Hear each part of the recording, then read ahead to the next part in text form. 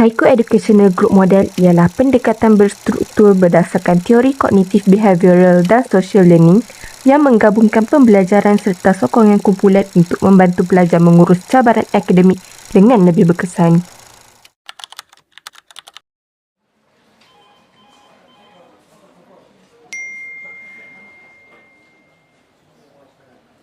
Setiap pelajar ada cabaran masing-masing.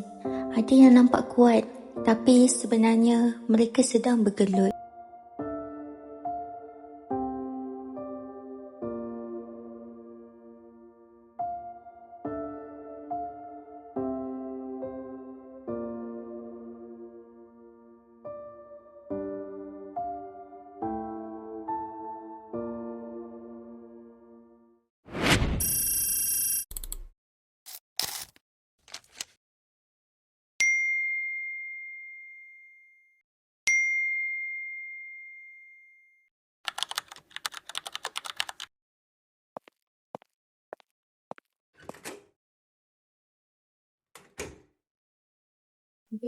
Salam.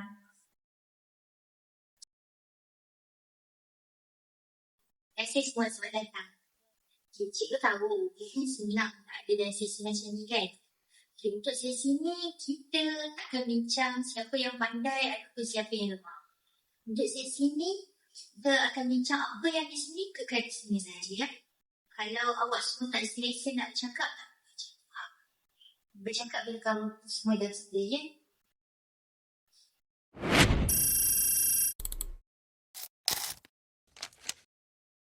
Kita akan mulakan secara ringkas. Pertama sekali, cikgu nak tanya, apa yang paling susah bila kamu cuba belajar?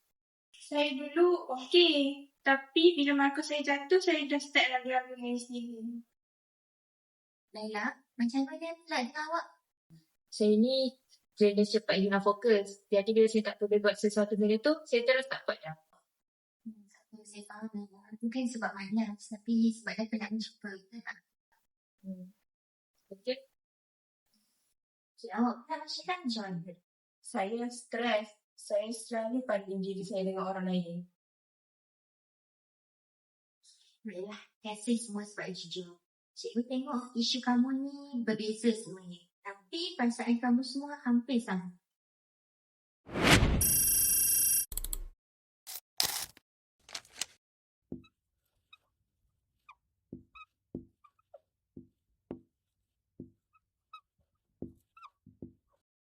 Banyak pelajar tak sedar ayat ini selalu muncul dalam kepala mereka.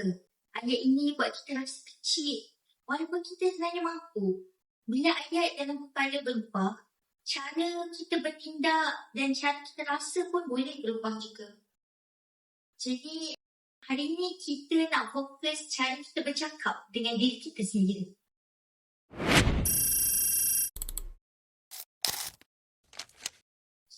Sekarang, cikgu nak awak semua pilih satu ayat negatif yang selalu muncul dan tukarkan kepada ayat yang positif. Saya pernah berjaya, jadi saya mampu je berjaya kalau saya cuba cara lain. Bagus, itu ayat yang lebih adil pada diri sendiri. Macam saya pula, saya susah nak faham. Tapi saya boleh tanya ataupun belajar dengan orang lain. Saya belajar ikut kemampuan saya, bukan orang lain. Cikgu nak tanya, ada sesiapa nak kongsi cara belajar yang membantu? Saya belajar sikit-sikit dan ajar orang balik. Oh, bila ajar orang lain, kita jadi lebih faham. Kita boleh study sama-sama lepas ni.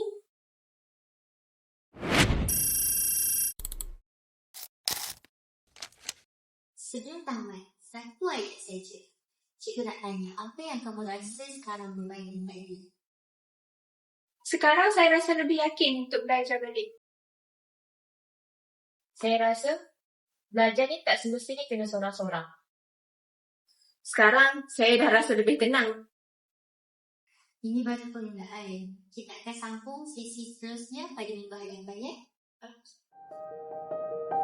Walaupun sesi ini berlangsung dalam tempoh yang singkat, ia memberi ruang kepada pelajar untuk berkongsi pengalaman, memahami cabaran yang dihadapi dan membina sokongan antara satu sama lain. Melalui bimbingan yang diberikan, mereka melangkah keluar dengan keyakinan baharu serta kesedaran bahawa perubahan bermula dengan langkah kecil. Langkah kecil ini menjadi permulaan kepada harapan yang baharu. Daripada pertemuan yang singkat tetapi bermakna, lahirlah keberanian untuk mencuba dan terus melangkah ke hadapan.